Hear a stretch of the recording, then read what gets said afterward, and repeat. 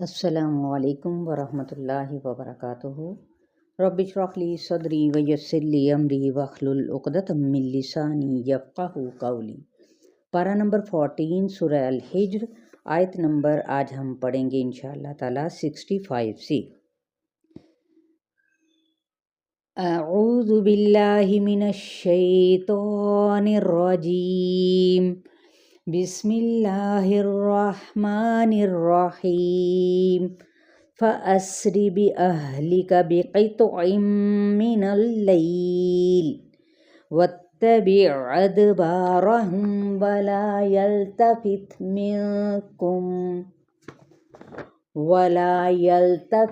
مِنكُمْ أَحَدٌ وَامْضُوا حَيْثُ تُؤْمَرُونَ۔ لفظی ترجمہ: فَأَسْرِ سین را یا پس لے چل، بِأَهْلِكَ اپنے گھر والوں کو، یہ کن کو کہا جا رہا ہے؟ حضرت لوط علیہ السلام کو۔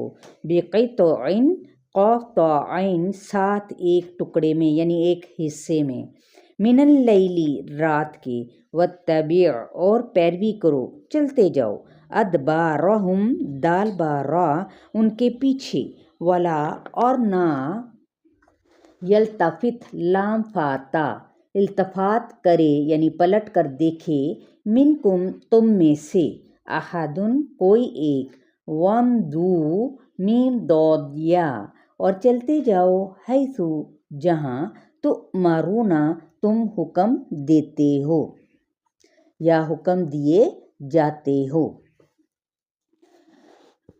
اب یہ کون سا حصہ تھا؟ رات کا پچھلا حصہ جو سحر کے قریب تھا۔ ان کے پیچھے کیوں؟ اس کی بھی حکمت ہے کہ پیغمبر اپنے قوم کے لیے راعی کی حیثیت رکھتا ہے تاکہ وہ اپنے گلے کے ساتھ ساتھ چلے، یعنی ایک راعی یا چرواہا جب اپنے بکریوں کے ریوڑ کو ساتھ لے کر چلتا ہے تو خود کیا کرتا ہے؟ پیچھے ہوتا ہے تاکہ کوئی بکری پیچھے نہ رہ جائے۔ بہرحال جہاں بھی انسان رہتا ہے اس قوم کو اپنے علاقے کی طرف فطری محبت ہوتی ہے۔ اسی طرح ہم بھی یقیناً جب جگہ چھوڑیں گے تو پیچھے مڑ کر دیکھیں گے کہ یہ قدرتی چیز ہے۔ ایمان والے بھی تھوڑے ہی دور تھے کہ عذاب آنا شروع ہو گیا۔ کہا جا رہا ہے کہ پیچھے مڑ کر نہیں دیکھنا، بس اللہ کا حکم آ گیا تو پھر نہیں دیکھنا۔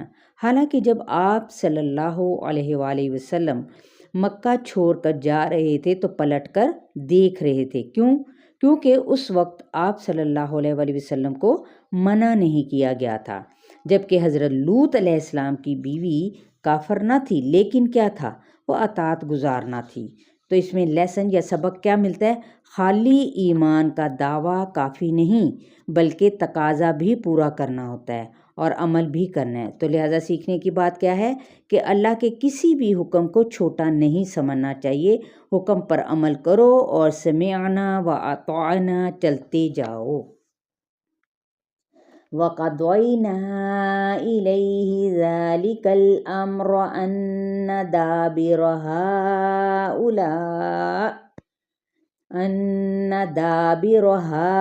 هَٰؤُلَاءِ مَقْطُوعٌ مُصْبِحِينَ۔ وَقَضَيْنَا قاف ضاد یا اور فیصلہ کر دیا ہم نے یعنی پہنچا دیا ہم نے، الیہ اس کی طرف، ذالک الامر اس معاملے کا، ان بے شک، دابرہ جڑ، ہاؤلاء ان لوگوں کی، مقطوع قاف طا عین کاٹ دی جائے گی، مصبحین صاد با ہا صبح ہوتے ہی۔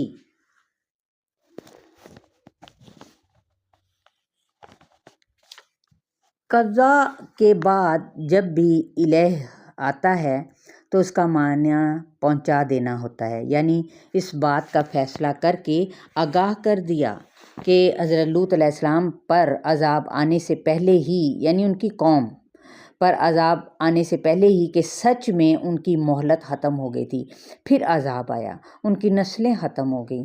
اس بات کو شدت کا احساس دلانے کے لیے کہا جا رہا ہے۔ یہ بھی کہا جا سکتا تھا کہ صبح ہوتے ہی جڑ کاٹ دی جائے گی۔